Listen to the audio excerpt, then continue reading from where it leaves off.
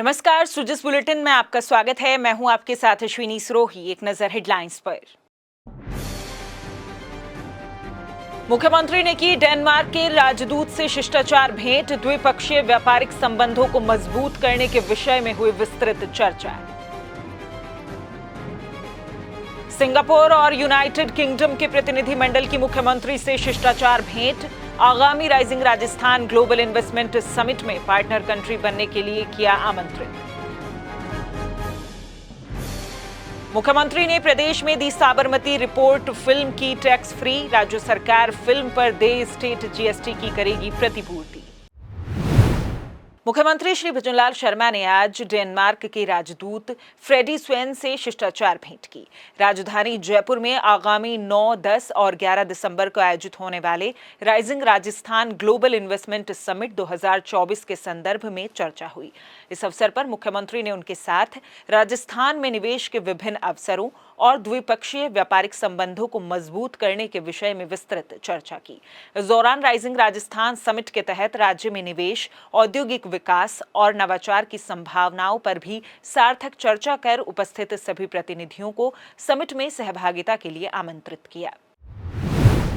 मुख्यमंत्री श्री भजनलाल शर्मा से बुधवार को मुख्यमंत्री निवास पर यूनाइटेड किंगडम से आए प्रतिनिधिमंडल ने मुलाकात की। मुख्यमंत्री ने प्रतिनिधिमंडल को आगामी 9 से 11 दिसंबर तक जयपुर में आयोजित होने वाली rising Rajasthan global investment summit में पार्टनर कंट्री बनने के लिए आमंत्रित किया। इस दौरान मुख्यमंत्री ने कहा कि राजस्थान के किले भी यूके के एडिनबर्ग और विंडसर किले के समान ही भव्यता के लिए प्रसिद्ध हैं। राजस्थान में प्रमुखता से पाए जाने वाले विभिन्न प्रकार के पत्थर, गहने इत्यादि के निर्यात में लगातार वृद्धि हो रही है। उन्होंने विश्वास व्यक्त किया कि प्रतिनिधिमंडल की इस यात्रा से यूके और भारत और विशेषकर राजस्थान के बीच आर्थिक और सांस्कृतिक संबंधों को अधिक मजबूती मिलेगी। इस दौरान उद्योग एवं वाणिज्य राज्य मंत्री श्री के बिश्नोई भी मौजूद रहे। सिंगापुर और यूनाइटेड किंगडम से राजस्थान दौरे पर आए प्रतिनिधिमंडल के सदस्यों के लिए बुधवार को मुख्यमंत्री निवास पर रात्रि भोज भी आयोजित किया गया। इस दौरान प्रतिनिधिमंडल के सदस्यों का साफा पहनाकर स्वागत किया गया। मुख्यमंत्री श्री भजनलाल शर्मा के निर्देशानुसार राज्य सरकार ने प्रदेश में फिल्म दी साबरमती रिपोर्ट को टैक्स फ्री किए जाने का निर्णय किया है। इस निर्णय से प्रदेश में इस फिल्म की टिकट पर लगने वाली राज्य माल और सेवा कर यानी स्टेट जीएसटी की प्रतिपूर्ति राज्य सरकार द्वारा की जाएगी।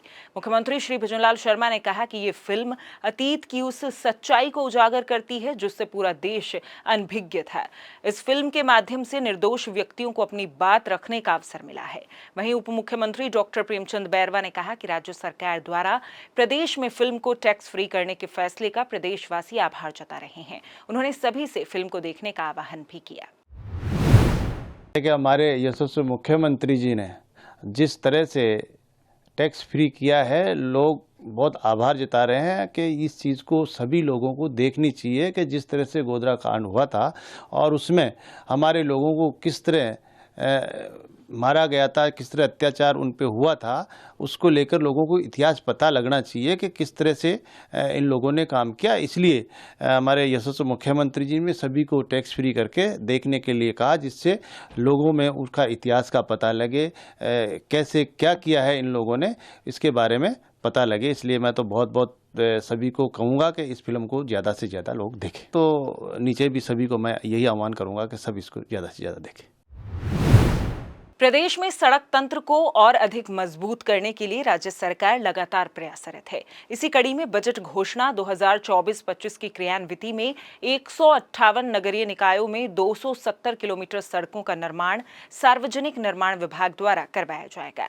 इसके लिए 158 निकायों में सड़क निर्माण के 728 कार्यों की प्रशासनिक और वित्तीय स्वीकृति जारी कर दी गई है। उप मुख्यमंत्री दिया कुमारी ने कहा कि प्रदेश में नेशनल हाईवे, स्टेट हाईवे, जिला सड़क, ग्रामीण सड़कों के साथ शहरी निकायों के सड़क नेटवर्क को विकसित कर प्रदेश को सड़क कनेक्टिविटी के मामले में देश में नंबर 1 बनाना हमारी प्राथमिकता है। उन्होंने बताया कि बजट घोषणा के तहत 295 नगरीय निकायों में 317.50 करोड़ रुपए की लागत से सार्वजनिक निर्माण विभाग द्वारा सड़कें बनाई जानी हैं।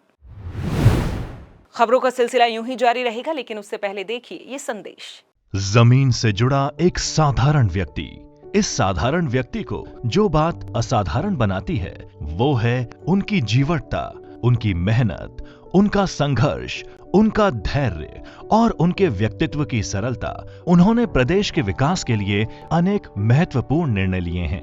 ERCP व संशोधित PKC एकीकृत योजना के लिए राजस्थान, मध्य प्रदेश और केंद्र सरकार के मध्य MOU किया।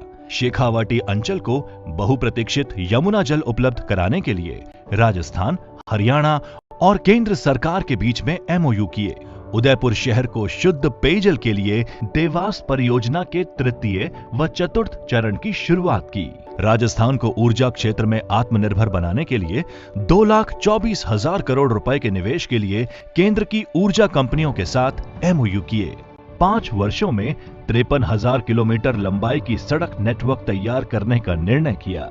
स्वास्थ्य सेवाओं की बेहतर डिलीवरी के लिए राजस्थान डिजिटल हेल्थ मिशन शुरू करने का फैसला किया। मुख्यमंत्री आयुष्मान आरोग्य योजना के तहत निशुल्क और गुणवत्तापूर्ण चिकित्सा सुविधा शुरू की। प्रदेश में निवेश एवं रोजगार के अवसर पैदा करने के लिए जयपुर में 9 से 11 दिसंबर तक राइजिंग राजस्थान इन्वेस्टमेंट समिट 2024 का आयोजन करने का निर्णय लिया गया। प्रधानमंत्री किसान सम्मान निधि के तहत मिलने वाली राशि को बढ़ाकर 8,000 रुपए किया। सामाजिक सुरक्षा पेंशन बढ़ाकर 1,150 रुपए की। श्री अन्नपूर्णा रसोई योजना के तहत जरूरतमंदों को 8 रुपए में भरपेट भोजन की सुविधा शुरू की। चाहे बात बिजली, सड़क, पानी की हो या आधारभूत ढांचा या स्वास्थ्य की, प्रदेश के सर्वांगीण विकास में मुख्यमंत्री श्री भजनलाल शर्मा जी जान से जुटे हुए हैं। जीवटता की नई मिसाल हमारे मुख्यमंत्री श्री भजनलाल।